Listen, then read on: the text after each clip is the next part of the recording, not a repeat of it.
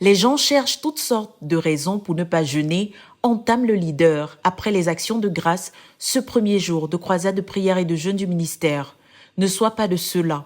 Les jeunes n'ont-ils pas accompli quelque chose? Questionne-t-il. Aujourd'hui, quand je m'attendais au Seigneur, il m'a demandé d'encourager les frères à jeûner et il m'a fait la liste de ce qu'il a fait en exaucement aux jeunes dans notre ministère, dévoile le frère Théodore, avant d'inviter quelques-uns à remercier Dieu pour les choses tangibles qu'il a faites en exaucement aux prières. Nous avons besoin de quelqu'un qui va prendre les lettres qui ont accompagné chaque jeûne et recenser dans notre ministère les exaucements de Dieu, urge-t-il. À partir des actions de grâce des frères, il n'est pas surprenant que les gens ne veulent pas jeûner, car ce qui a été accompli n'est pas clair pour eux. Même les dirigeants aînés ne se demandent pas si le jeûne marche, ni ce que cela a accompli. Même moi, quand le Seigneur m'a cité les si grandes choses qu'il a accomplies, j'ai été secoué par mon ingratitude. Il m'a demandé, en dehors de mon intervention, qu'avez-vous fait pour survivre au renversement des armées de méchanceté? Dévoile le frère Théodore avant d'inviter les frères à prier, que nous ayons des chroniques des exaucements de Dieu aux jeûnes et aux prières. En réponse au jeûne du mercredi, il y a abondance de nourriture et la paix dans la nation, rappelle-t-il. Autour de l'année 2015, on a demandé à Dieu de soutenir l'obéissance à la prophétie de Santa Cruz par des miracles, des signes et des prodiges. Après cela, des vagues de miracles sont venues. Nous avons eu environ 100 cas de personnes mortes revenues à la vie en réponse à des prières simples dans plusieurs pays. Il y a eu environ 2000 aveugles au Sénégal dont les yeux ont été ouverts. Les miracles ont continué, mais pas avec le même volume. Cela nous avait été donné pour nous apporter la foi en Dieu et au ministère que le frère Zach avait reçu de Dieu. Je tiens un journal de mes jeûnes, reprend l'orateur. Cela me permet de revenir pour voir ce qui s'est passé afin que le diable ne me mente pas. Cela change beaucoup de choses. Cela bâtit la foi. Quand tu peux dire « Nous avons invoqué le Seigneur et il nous a exaucés », particulièrement quand ce n'est pas juste au sujet de besoins animaux comme la nourriture et la boisson. Essaye de tenir des chroniques, ça va t'aider. Dans les jours sombres, tu pourras témoigner « J'ai invoqué l'Éternel et il m'a exaucé », recommande-t-il. Pendant cette croisade, nous allons élever au Seigneur les promesses qu'il nous a faites dans la prophétie de Brazzaville, et il y en a plusieurs. Par exemple, l'émergence de tous les départements de notre ministère, les dons missionnaires et l'onction missionnaire sur les missionnaires, la prospérité financière, une abondance d'argent dans le ministère, l'explosion de la littérature, une faim pour Dieu et la recherche pour Dieu, un retour à la prière, particulièrement à Yaoundé et au Cameroun. Pendant que nous élevons ces promesses et les réclamons, nous devrions le faire avec grande attente, surtout quand on constate qu'il nous a écoutés et exaucés par le passé. Tout ce que Dieu a fait pour moi dans le passé me donne de l'espoir pour ce qu'il va faire pour moi dans l'avenir. Je tiens des comptes détaillés dans plusieurs domaines, en particulier celui des finances, parce que je suis allé comme missionnaire au Nigeria, où il y avait des scandales autour de plusieurs pasteurs au sujet des finances. Donc je tenais mes finances comme quelqu'un qui ferait l'objet d'un audit incessamment par ses ennemis. Vis comme quelqu'un qui est en train d'être inspecté par les yeux de tes ennemis, par ceux qui te haïssent, qui veulent trouver quelque chose contre toi. C'est cela que signifie être irrépréhensible. Nous devons vivre de manière à être irrépréhensible. Et le fait de tenir des comptes m'a aidé à voir plus facilement à quel point Dieu a été fidèle. J'ai crié à l'Éternel et il a entendu ma voix, témoigne le leader. Même pour ce jeûne, je t'encourage comme je l'ai fait par le passé. Il y a certes le fardeau que nous portons en tant que ministère, mais établis 100 choses qui sont des besoins dans ta vie et saisis-toi de ce jeûne pour crier au Seigneur au sujet de ces choses spécifiques. Des péchés dont tu veux être délivré, les poids et les oppressions contre lesquels tu te bats, des besoins ressentis qui sont légitimes, les besoins de ceux que tu aimes pour lesquels tu vas intercéder, mais des choses claires, bien précises, pas des choses élastiques, précise-t-il, avant d'inviter les saints à prier, que les frères ne gaspillent pas leur jeûne, mais qu'ils gèrent ce jeûne de façon très méticuleuse. Après lecture d'Ésaïe 59, 1 à 4, l'orateur déclare « La main de l'Éternel n'est pas trop courte pour sauver, il est avantageux de se tourner vers Dieu. La Bible dit qu'il faut que celui qui s'approche de Dieu croit que Dieu existe et qu'il est le rémunérateur de ceux qui le cherchent. Nous avons besoin de nous rappeler à nous-mêmes à nouveau que Dieu existe, que la droite de Dieu est puissante, que Dieu peut sauver et que Dieu sauve effectivement, pas seulement du péché, mais du danger aussi. Dieu peut sauver mes enfants de l'égarement, Dieu peut empêcher mon mariage de s'effondrer, Dieu peut sauver mon ministère de la stérilité, la main de l'Éternel est puissante pour sauver, l'oreille de l'Éternel est attentive pour entendre. Dieu est proche, Dieu est puissant et Dieu est pertinent. Dieu est prêt et il peut entendre. La prière, le jeûne, se tourner vers Dieu, ce n'est pas en vain. Dieu est là, il écoute, il sauve, il agit, rassure l'orateur. La seule chose qui bloque la puissance de Dieu, qui éloigne Dieu, c'est le péché personnel. Le péché d'une autre personne ne peut pas empêcher Dieu de t'exaucer. Ce n'est pas tout ce que les gens ont fait contre toi qui peut empêcher Dieu de t'exaucer. Seuls les péchés commis par toi-même peuvent te bloquer. Ne demande pas pourquoi rien ne se passe depuis que tu pries. Le problème n'est pas Dieu, ni les autres, ni le fait que Dieu ne t'aime pas ou que tu viennes d'une famille maudite. Le problème, c'est les péchés que tu as commis. Dieu n'a pas de favoris. Dieu ne te hait pas, il te connaît. Tu n'as pas besoin d'une lettre de recommandation. Tu n'as même pas besoin qu'un grand dirigeant prie pour toi. Dieu t'aime personnellement. Il prend soin de toi. Il y a un seul problème, les péchés que tu connais, pas ceux que tu as oubliés ou que tu ignores. Ce n'est pas le temps qui enlève le péché, c'est la repentance et le sang de Christ qui efface le péché. Si tu avais volé l'argent de Dieu ou d'un autre, ce n'est pas le temps passé qui efface cela.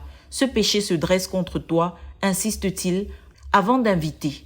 Prie que Dieu attendrisse ton cœur et te convainc de tes propres péchés. N'essaye pas de faire de l'introspection, parce que plus on le fait, plus on devient comme les pharisiens qui cherchent à ôter la paille alors qu'il y a de grandes choses à ôter telles que la haine, l'amertume, les relations brisées. Demande au Seigneur de te convaincre de ce dont tu dois te repentir. La tromperie du cœur est telle qu'on oublie les chameaux et qu'on cherche à chasser les mouches. Prie que Dieu t'aide à voir le péché qui est là et que Dieu voit. Le cœur humain a tendance à délaisser les choses que Dieu lui reproche tout en cherchant à confesser autre chose. Prie que Dieu te sauve en te convainquant par le Saint-Esprit du péché dont tu dois te repentir. La méfiance, la suspicion, la calomnie, le meurtre, la saleté, la haine, l'indécence, l'indifférence. Priez que Dieu nous bénisse avec plusieurs miracles de repentance authentique pendant ce jeûne. Priez que le Seigneur répande son Saint-Esprit dans notre communauté pour que nous ayons des repentances envers Dieu qui soient l'œuvre du Saint-Esprit. Il y a plusieurs repentances qui ont plutôt endurci le cœur parce que ce sont des repentances qui ne sont pas ceux des péchés dont on doit se repentir, insiste-t-il avant lecture d'Ésaïe 58, 1 à 12. Quand tu vas rentrer, médite sur ce passage. Le Seigneur dit ici, dis à la CMCI que mon problème n'est pas le jeûne, mais le fait qu'ils ont mis leur foi en la pratique du jeûne extérieur. Et Dieu demande, est-ce vraiment ce genre de jeûne qui meut Dieu? Non. Le genre de jeûne qui va apporter les résultats, qui va apporter le réveil dans ta vie personnelle, qui va exaucer tes prières, qui va appeler le changement que tu recherches, c'est le jeûne qui s'accompagne de l'obéissance à Dieu, du changement dans vos vies. Tant que vos relations ne changent pas, tant que vos dispositions ne changent pas, tant que vos vies ne changent pas, ce sera comme si le jeûne ne produit rien. Mais après le jeûne, vous continuez de vous quereller avec les divisions, les accusations. Vous ne pouvez pas continuer à jeûner de cette manière et être entendu de Dieu. Le genre de jeûne qui marche avec Dieu, c'est le jeûne qui change ta vie, tes relations, qui attendrit ton cœur envers ceux qui sont dans le besoin. Si ton jeûne attendrit ton cœur envers ceux qui sont dans le besoin, de sorte que tu les traites bien, ton jeûne va attendrir le cœur de Dieu envers toi qui as aussi besoin de lui. Ton jeûne a-t-il changé ton attitude vis-à-vis de ceux qui sont sous toi, ta femme, tes enfants, tes disciples? Le jeûne est fantastique, le jeûne marche, mais pourquoi pas le vôtre? C'est à cause des choses qu'on ne laisse pas tomber pendant le jeûne. Dieu veut que tu jeûnes, mais il y a le genre de jeûne qui va te changer, changer tes dispositions, changer tes relations. Le genre de jeûne qui te donne même de la compassion envers les membres de ta famille.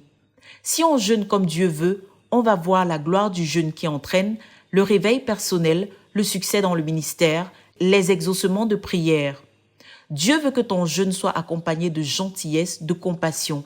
Il veut voir ton attitude envers ceux qui te sont inférieurs, qui dépendent de toi. Prions pour que plusieurs croyants dans notre ministère jeûnent pendant cette saison. Le but de mon exhortation est d'amener plusieurs à jeûner. C'est pour dire que le jeûne est efficace, que Dieu veut ce jeûne, déclare-t-il avant lecture de Zacharie 7, versets 1 à 13.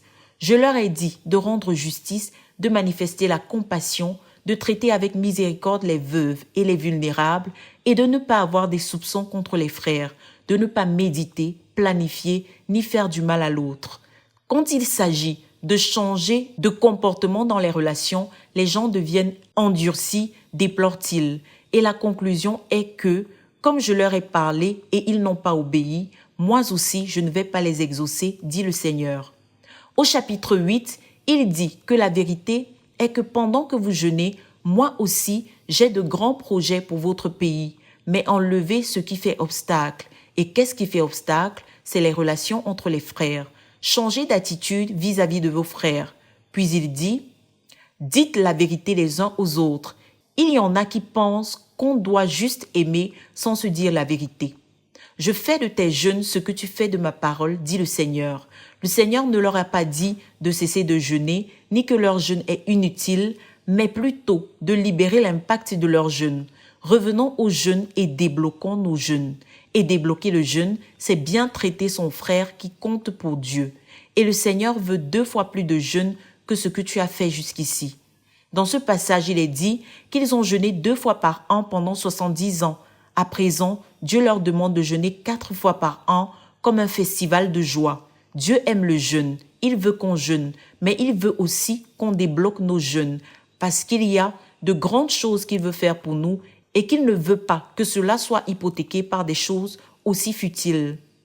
Les grands desseins de Dieu ne peuvent pas être confiés à de petits cœurs, comme un cœur qui ne veut pas pardonner, déplore-t-il avant d'appeler à prier que le Seigneur nous aide à ôter tous les obstacles afin que notre jeûne soit la joie du ciel.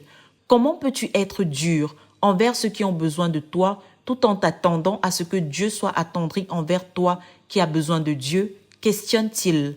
Ceux qui veulent être écoutés, écoutent. Ceux qui veulent être pardonnés, pardonnent. Ceux qui veulent être aidés, aident. Ceux qui veulent être compris, prennent le temps de comprendre les autres au lieu de tirer des conclusions hâtives, conseille le leader, avant d'appeler les frères, à prier, que le Seigneur mobilise les gens par son esprit à jeûner avec joie. Prie que le Seigneur te fortifie pour jeûner. Nous avons plusieurs fronts, l'évangélisation, les constructions, fortifier les églises, le jeûne, la prière, la louange. Prie que le Seigneur te fortifie pour jeûner et fasse de ce jeûne un festival, un jeûne du jubilé.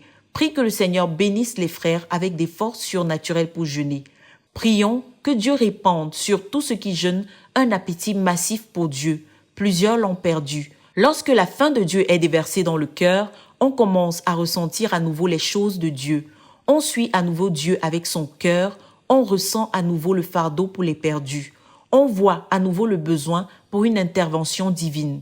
Quand on considère l'Église, les dirigeants, et qu'on voit à quel point leur contenu en Dieu est piètre et qu'ils sont devenus téméraires par rapport au péché, quand on voit les gens qui sont depuis longtemps dans la foi développer un appétit pour les blagues, les films, les divertissements, c'est que l'appétit pour Dieu est fini. Le cœur est fatigué et plusieurs sont dans cet état. Ce n'est pas parce qu'on a trop fait. On a besoin d'avoir la faim de Dieu déversée à nouveau dans nos cœurs. Les choses qui nous comblent sont devenues matérielles, extérieures, frivoles. Quand tu en arrives là, tu es sous l'emprise du vide. Il y a des choses à faire pour recommencer à ressentir. On peut vidanger le cœur en se repentant du péché. On peut lire la parole de Dieu en dépit des fourmillements dans le corps. Ceux qui connaissent la vie spirituelle vont continuer à lire jusqu'à ce que leur cœur se ramollisse. Si tu veux rapidement ramener la faim de Dieu dans ton cœur, il faut vidanger le cœur de tout péché que tu connais. Et prends aussi le temps de payer ta dette de reconnaissance à Dieu. Car quand il y a eu abondance de bénédictions de Dieu, sans retour d'action de grâce, tu seras laissé à vide comme un désert. Il y a un moment où il faut juste remercier Dieu encore et encore parce que toi-même, tu n'as pas suffisamment ressenti ce que Dieu a fait pour toi. Paye ta dette de reconnaissance. Et si tu veux aussi accélérer ce processus, diminue tes biens. Lorsqu'on ressent le vide intérieur, il se pourrait qu'on ait trop accumulé. Parcours tes effets, enlève ces choses auxquelles ton cœur s'est accroché pour circoncire ton cœur et répare tes relations, recommande-t-il avant d'inviter les saints en ces termes. Prie que tu planifies ton travail pendant le jeûne. Établis des objectifs pendant ce jeûne. J'ai des objectifs, confie le leader, mais le plus important est d'investir 2 périodes de 8 heures. L'une avec Dieu et l'autre au lieu de prière. Pourquoi? Parce que pendant ce jeûne, nous prions pour le réveil dans notre entreprise missionnaire et la règle principale que Dieu a donnée à chaque missionnaire dans notre ministère est de passer 8 heures dans la présence de Dieu et de travailler 8 heures. Prie pour que j'atteigne ces objectifs. Pendant tout le jeûne, essaye de faire du bien à quelqu'un à qui tu n'en as pas encore fait. Fais quelque chose de gentil, de généreux. Sois bon même avec tes paroles. Que Dieu soit content de ton jeûne. Prie que plusieurs églises et plusieurs nations tiennent aussi des croisades de prière de 40 jours. Si une église est encore peu nombreuse, elle peut se limiter à 1 ou 2 semaines de croisade. 40 jours demandent des effectifs et des croyants mûrs pour les porter. Prie que les évangélistes dans notre œuvre se donnent à l'évangélisation, à l'implantation d'églises et au gagnement des âmes avec acharnement, de sorte que pendant qu'on avance dans le jeûne, on ne perde pas du terrain dans l'évangélisation. Prie que les dirigeants qui ont planifié d'accomplir des ministères distincts les accomplissent effectivement. Prie que ceux qui sont en train de travailler sur des projets du ministère, comme le hall de 100 000 places et la construction de la banque, travaillent dur pour satisfaire les délais de chaque projet. Priez que ceux qui retiennent l'argent de Dieu pour les projets l'envoient rapidement pour accélérer les projets. Priez que Dieu déverse sur nous un esprit de jeûne et de prière et que ceux qui viennent à la croisade prient et soient zélés pour prier, conclut-il. De Koumé pour la RTVC, Cynthia Siaka.